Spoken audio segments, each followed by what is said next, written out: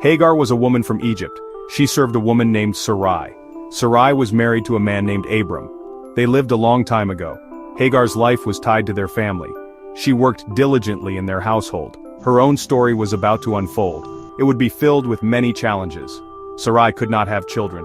This made her very sad. She wanted a son for Abram very much. She told Abram, "The Lord has kept me from having children." Sarai had a plan. She said, "Go, sleep with my servant." She hoped perhaps I can build a family through her. Abram listened to Sarai's idea. Hagar then conceived a child by Abram. When Hagar knew she was pregnant, things changed. She began to look down on her mistress, Sarai. Hagar felt more important now. Sarai noticed this change in Hagar. This created much unhappiness in the home.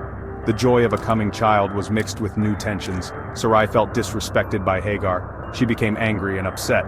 Sarai then treated Hagar very harshly. Life became very difficult for Hagar. The mistreatment was too much for her to bear. So Hagar made a difficult decision. She decided to run away. Hagar fled into the wide, empty desert, seeking escape. Alone in the hot desert, Hagar felt lost. She had run from her problems with Sarai. Now, she faced new dangers in the wilderness. An angel of the Lord found Hagar. He found her by a spring of water. This was a place of life in a dry land. God had not forgotten Hagar in her despair. He saw her suffering. The angel spoke to Hagar gently. He asked her where she came from. He also asked where she was going. The angel then gave her a surprising instruction. He told her, "Go back to your mistress." He also said, "Submit to her." This must have been very hard for Hagar to hear, but the angel also gave her great hope.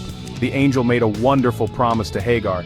He said, "I will increase your descendants." He promised they would be so much that they will be too numerous to count. He also told her she would have a son. She was to name him Ishmael. This name means God hears. It was because the Lord had heard of her misery.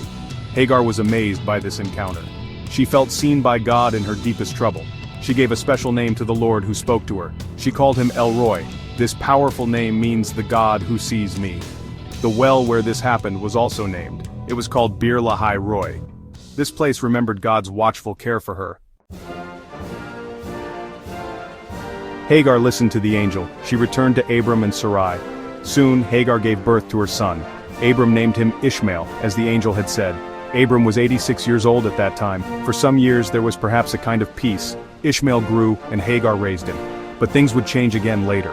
Many years passed. 13 years later God made a covenant with Abram. God changed Abram's name to Abraham. God also changed Sarai's name to Sarah. He promised Abraham a son through Sarah. This son would be named Isaac. God also blessed Ishmael. He said Ishmael would be fruitful and become a great nation. But the special covenant would be with Isaac. After Isaac was born and weaned, new trouble started. Sarah saw Ishmael, Hagar's son, mocking. Perhaps he was playing, or perhaps it was more serious. Sarah became very upset and protective of Isaac. She told Abraham, "Get rid of that slave woman and her son." She did not want Ishmael to share Isaac's inheritance. This was a very harsh demand for Abraham to hear.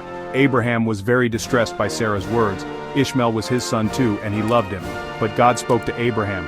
God told him to listen to Sarah in this matter. God reassured Abraham that he would also make a nation from Ishmael's descendants. So, Abraham sadly sent Hagar and Ishmael away. He gave them some food and a skin of water. They went into the wilderness of Beersheba. In the wilderness their small supply of water ran out. Hagar and young Ishmael faced death. Hagar could not bear to watch her son die. In deep despair, she placed Ishmael under a bush. She sat down a short distance away and began to weep loudly. Her heart was broken with sorrow and fear. She felt completely alone and hopeless in that vast, dry place. But God heard the boy Ishmael crying. An angel of God called to Hagar from heaven. The angel said, "What is the matter, Hagar? Do not be afraid." God had heard Ishmael. The angel repeated God's promise. "Lift the boy up and take him by the hand," the angel said, "for I will make him into a great nation." Then God opened Hagar's eyes. She saw a well of water. God provided for them. Ishmael grew up in the wilderness. He became a skilled archer. He lived in the wilderness of Paran. Hagar, his mother, found a wife for him from Egypt, her own homeland. God's promise to care for them was being fulfilled. Ishmael became the father of 12 rulers. His descendants indeed became a great nation, as God had foretold in the difficult days.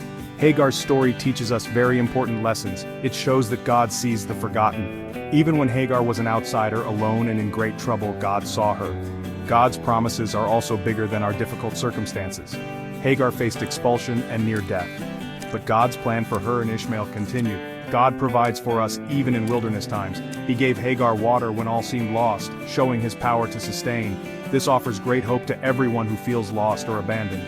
God's care is always present, even when we cannot see it immediately. His help often comes when we need it most. Her story also shows the dignity of every person. Hagar was a servant, an Egyptian in a foreign land, yet God gave her direct attention and care. He spoke to her and made promises to her. This tells us every individual is important in God's eyes. Women, too, play very significant roles in God's big plan. Hagar, despite her social status, was part of a story that shaped nations. God did not abandon her. His support was her true security.